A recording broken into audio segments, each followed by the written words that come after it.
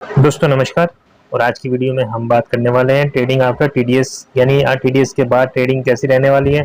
जैसे कि आप लोगों को पता है कि आज 1 जुलाई है और जो 1% टीडीएस है आज से एप्लीकेबल हो चुका है, उसको आज से इम्प्लीमेंट कर दिया गया है। तो आज की वीडियो में हम इसी टॉपिक के ऊपर बात करने वाले हैं कि जो 1 जुलाई से ट्रेडिंग होगी उसके ऊपर जो 1% टीडीएस लगेगा वो किस किस वे में आपको देना पड़ेगा और कहाँ कहाँ से आपका वो बचेगा, वो सारी चीज़ें इस वीडियो में हम डिस्कस करने वाले हैं। एंड बात करेंगे एक्सचेंजेस की कि आपको कौन सा एक्सचेंजेस यहाँ पर टीडीएस काटेगा और कौन सा नहीं काटेगा, वो सारी चीज़ें यहाँ पर डिस्कस करने वाले हैं। तो आज आपका जो डाउट है 1% टीडीएस को लेकर वो सारा जो है आज शॉर्ट आउट हो जाएगा। तो चलिए शुरू करते हैं फटाफट से।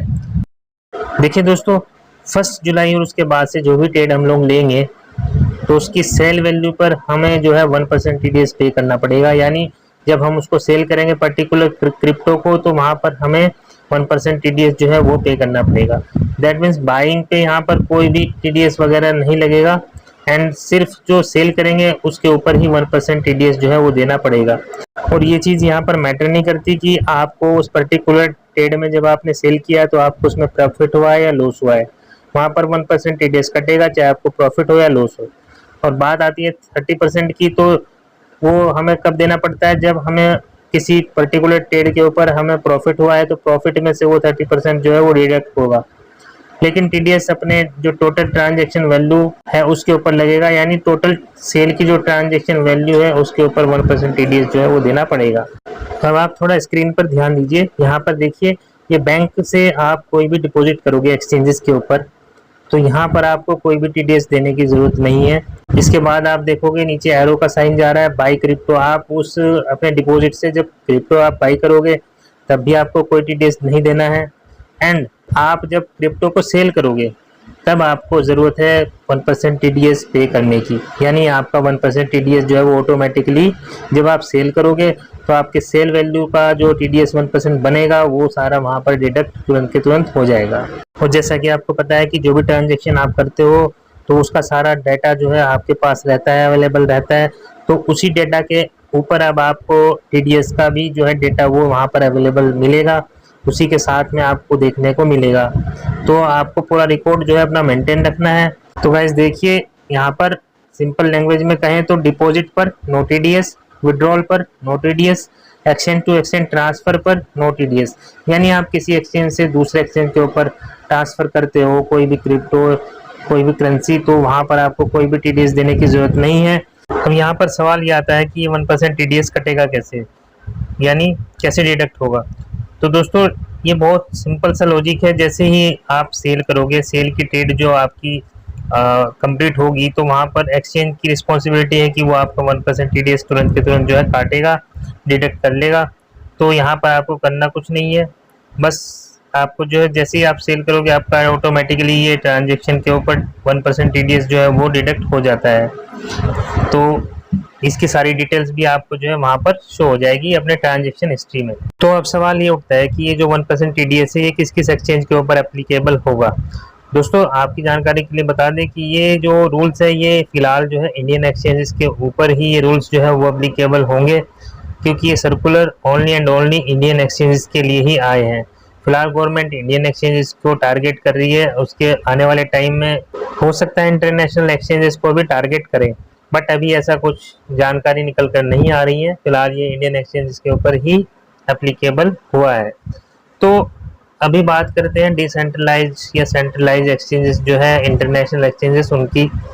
तो यहाँ पर जैसे आप लोग देखते होंगे कि जो इंटरनेशनल एक्सचेंजेस है उसमें आप देखोगे बाइनेंस हो गया, ओबी ग्लोबल हो गया, ये जो है केवाईसी करते हैं, यहाँ पर केवाईसी होती है। और भी कुछ एक्सचेंजेस जहाँ पर केवाईसी होती है और कुछ एक्सचेंजेस ऐसे भी होते हैं जिन पे केवाईसी नहीं होती है। जैसे कुछ डिसेंट्रलाइज और सेंट्रलाइज एक्सचेंजेस को देखें तो जैसे कुकोइन, बिटगेट और दूसरे और भी ट्रस्ट वॉलेट टाइप से, जैसे इस तरह के जो एक्सचेंजेस हैं उनके ऊपर जो है किसी तरह की कोई केवाईसी नहीं होती है।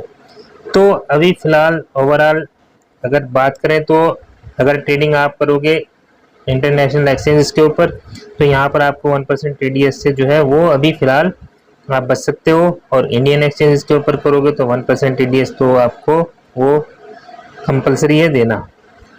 एंड एक चीज़ और रह गई यहाँ पर कि जो P2P ट्रांसफ़र है, P2P ट्रांसफ़र में भी 1% TDS देना पड़ेगा या नहीं। USDT मान लिया आप लोग बाय करते हो, तो बाय करने पे USDT बाय करने पे आपको कोई TDS नहीं देना है, और USDT जैसे सेल करोगे आप USD या USDT जो भी आप सेल करोगे वहाँ पर, तो एज ए सेलर आपको 1% TDS जो है वो देना पड़ेगा। दूसरी चीज़ यहाँ पर जो छूट गई थी वो ये है कि क्रिप्टो टू क्रिप्टो में हमें 1% TDS देना पड़ेगा। तो यहाँ पर आपको बता दें कि BTC से बाई चांस आप ETH को बाई करते हो तो आपको डायरेक्ट बाई आप नहीं कर सकते हो, आपको उसको INR में कन्वर्ट करना पड़ेगा, क्योंकि हम अभी फ़िलहाल जो बात कर रहे हैं वो कर रहे हैं इंडियन एक्सचेंजेस की। तो वहाँ पर आपको INR में कन्वर्ट करने के बाद ETH को बाय करना पड़ेगा। तो जब आप BTC को INR में करोगे कन्वर्ट, तो वहाँ पर आपको एज ए सेलर जो है 1% TDS देना पड़ेगा, क्योंकि आप BTC को सेल करोगे। दोस्तों, अगर आपको वीडियो यूज़फुल लग रही हो तो वीडियो को लाइक शेयर कीजिए, और चैनल पर नए हैं तो चैनल को सब्सक्राइब करके रख लीजिए, ताकि आने वाली वीडियोस की नोटिफिकेशन आपको मिलती रहे, क्योंकि आपको ऐसी ही नॉलेजेबल वीडियो यहाँ पर मिलती रहेंगी। और पास में जो बेल का आइकन है उसको जरूर से प्रेस कर लीजिएगा, ताकि नोटिफिकेशन आपको तुरंत के तुरंत पहुँच जाए और आप उस अपडेट को तुरंत देख सको। तो चलिए अब बात करते हैं, जैसे इंटरनेशनल एक्सचेंजेस के ऊपर जो लोग ट्रेडिंग कर रहे हैं उनको अपने ट्रेडिंग का पूरा लेखा जोखा जो है वो संभाल के रखना है, जिससे कि कभी ऐसी ज़रूरत पड़े तो एज ए प्रूफ आप उसको दिखा सको अपने ट्रांजेक्शन्स को। तो जो भी आपका इंडियन एक्सचेंज के ऊपर ट्रेडिंग हुआ है और जो भी आपका 1% डिडक्शन हुआ है, तो वो जब आप ITR फाइल करोगे तो उसमें आपको या तो वापस मिल जाता है या सेटल हो जाता है, ये दो चीज़ें वहाँ पर हो जाएंगी। तो कोई ऐसी घबराने वाली बात नहीं है। बस दिक्कत यहाँ पर ये है कि जो लोग इंट्राडे ट्रेडिंग करेंगे उनके लिए काफ़ी परेशानी की बात यहाँ पर देखने को मिल रही है, बिकॉज वो दिन के 5, 10, 15, 20 ट्रेड्स जो है वो लेते थे, अब उनको काफ़ी सोचना पड़ेगा ट्रेडिंग करते हुए। तो चलिए दोस्तों, वीडियो को करते हैं यहीं पर एंड मिलते हैं जल्द ही एक नेक्स्ट वीडियो में। तब तक के लिए good bye and happy trading.